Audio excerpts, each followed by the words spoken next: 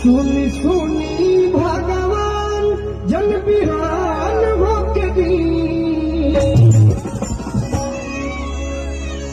कि आज राजा जी के कोरवे में जान होके दी। आज राजा जी के कोरवे में जान होके दी। कि आज हो पहिला मिलनवा मिलने सजनी के सजना।